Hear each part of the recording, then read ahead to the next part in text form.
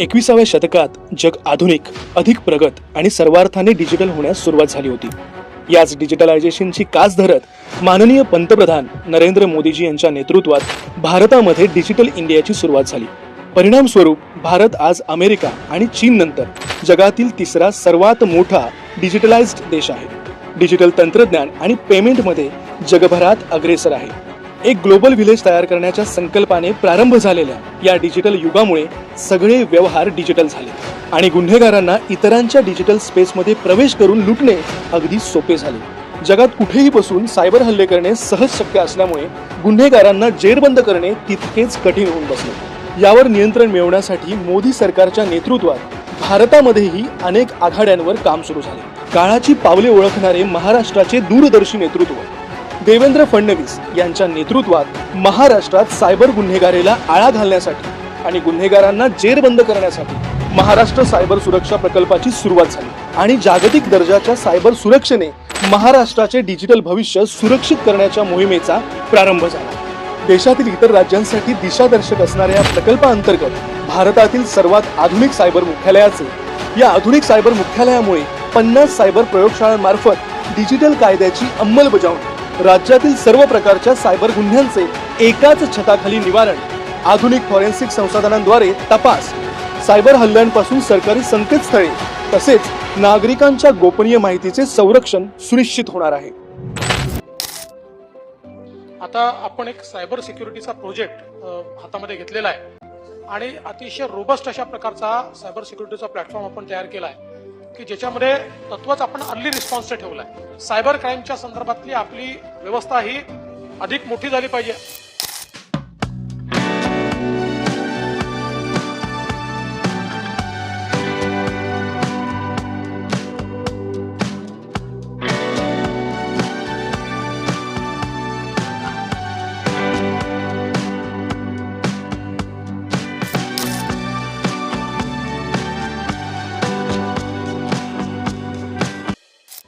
नमस्ते, मैं पंकज आज एक बहुत ही महत्वपूर्ण विषय पर आपसे बात करने वाला हूं. कुछ महत्वपूर्ण जानकारी साइबर क्राइम के बारे में आप सबको देते हैं.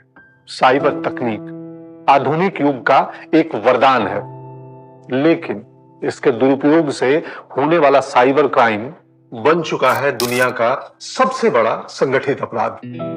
और 70 करोड़ स्मार्टफोन्स वाले देश भारत की कानून व्यवस्था के लिए एक गंभीर चुनौती.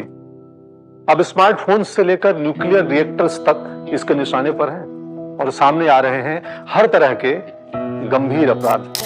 जैसे कि 71 वर्षीय सुनील जोशी को एक अपराधी ने बैंकर बनकर कॉल किया. हेलो मिस्टर सुनील जोशी जी, बोल रहा हूँ. बैंक से बात कर रही हूँ. क्या आपका मोबाइल नंबर 98190131? हाँ जी, यही है.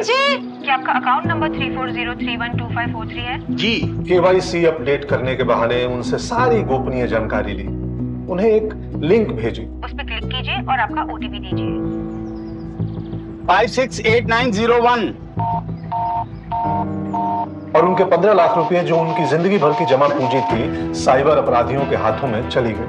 इतने सपने देखे थे उन्होंने अपनी बेटी के विवाह के लिए, वो सारे सपने चकनाचूर हो गए. ऐसा ही एक हादसा हुआ उद्योगपति अखिल सुमन के साथ.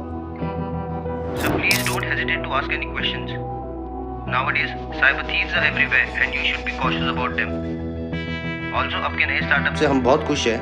and our company plans to invest another 50 crores in your startup. Thanks, Anish. And no worries. I have checked everything and have full faith on you. Connecting my crypto wallet to your account. Done. अपराधियों ने उनकी बड़ी धनराशि हड़प ली. इसी तरह एक प्रसिद्ध अभिनेत्री बनी डीप फेक वीडियो का शिकार. अपराधियों ने आर्टिफिशियल इंटेलिजेंस की मदद से उनका चेहरा किसी और के वीडियो पर लगाया और वीपीएन की मदद से एक फेक आइडेंटिटी द्वारा अपलोड कर दिया और उनके डीप फेक अश्लील वीडियो से उनकी सार्वजनिक छवि को आघात पहुंचा.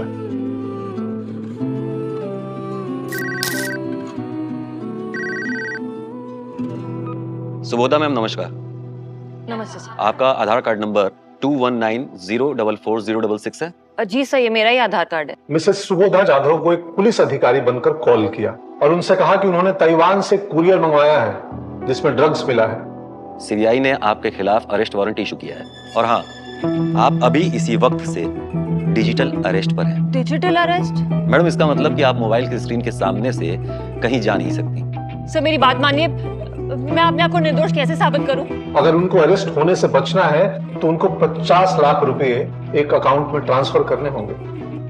जैसे उन्होंने पैसा ट्रांसफर किया, अपराधी कॉल काटकर गायब हो गए। तो श्रीमान, ये हुआ डिजिटल अरेस्ट स्कैम। इसी तरह मुंबई की एक युवा महिला डॉक्टर पर हुआ स्पीयर फिशिंग का अटैक।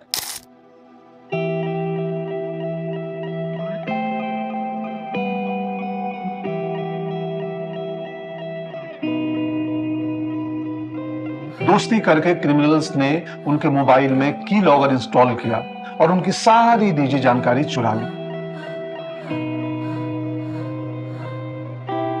और उनको साइबर बुलिंग और सेक्सटॉर्शन के द्वारा इतना ब्लैकमेल किया कि वो मानसिक परेशानी में आकर यहां तक कि अपने जीवन को समाप्त करने तक की सोच डाली।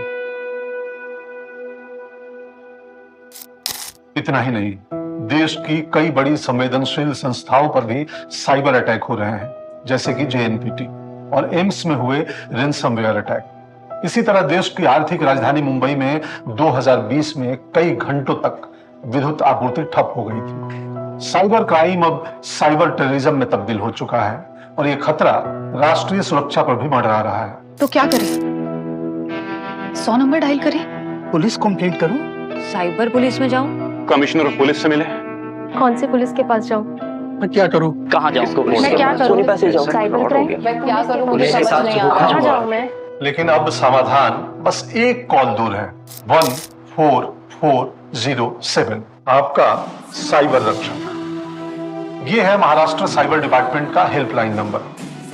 लक्ष्य स्पष्ट है, कोई भी साइबर अपराध रिपोर्ट होने पर 24 घंटे के अंदर अंतरिम रिस्पांस की guarantee.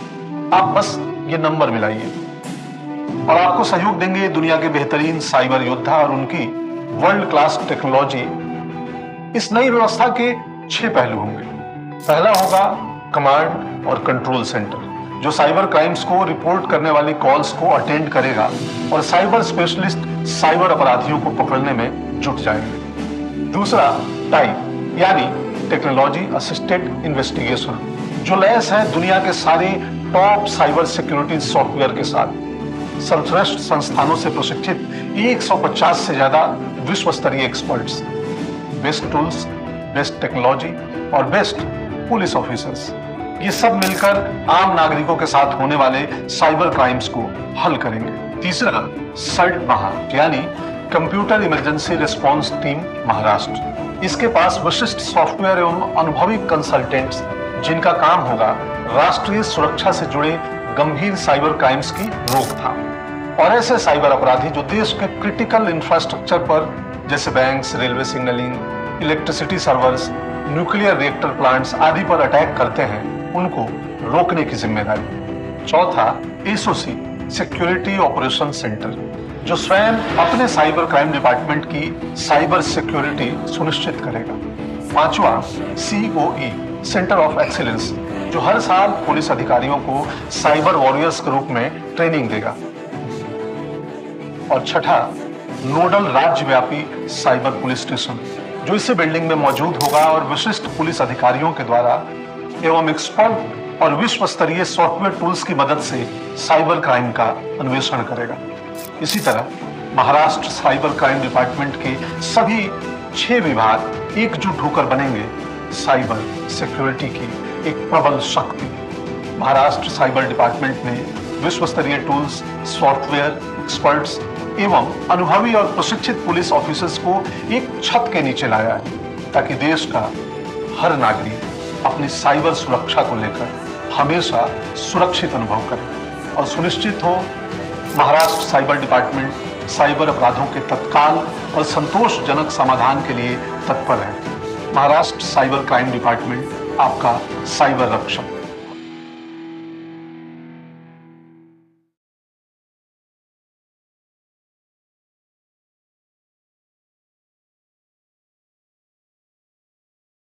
suspicious messages or phone calls to Image Cyber. Stay smart, stay safe, and don't let scammers trick you.